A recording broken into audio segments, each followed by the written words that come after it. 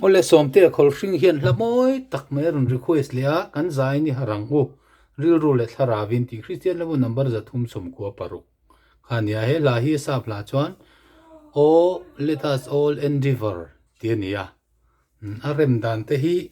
kan rem dik chia lo mai theya po ni se chang khat le thunon hi sa chin pot tiang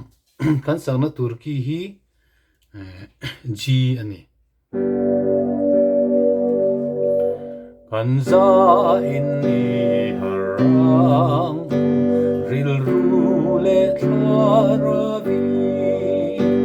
kan lal parong bol hi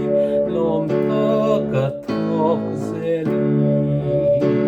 me huwa kan lom an atiam khat reng lom na lui a lo lua kan pa du zong ti Krista le ko fan kan eng kim kan la le Krista le ko fan kan dam chan ber ni se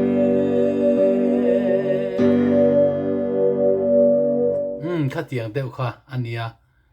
i kan sak tik lo mi puin kan sak tik lo thin lai deuh pakhat hi oma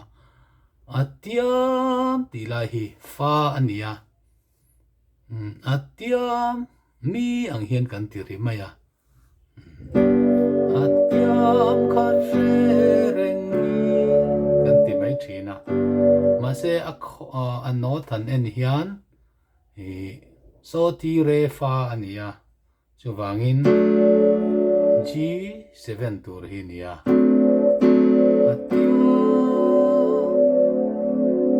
atiam khat reng ni tur ani melani voi kha chen sanon le chin teang kan za in ni harang ril ru le thlara kan lal parong bol hi lom ta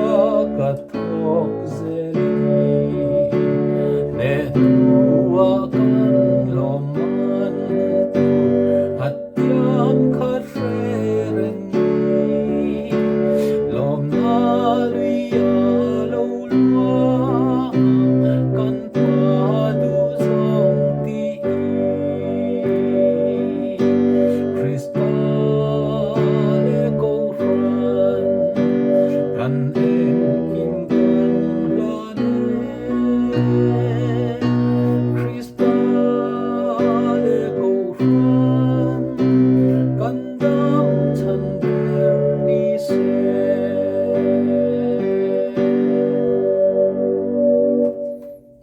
du tok pot meng ti khan som te khol hringin an request ani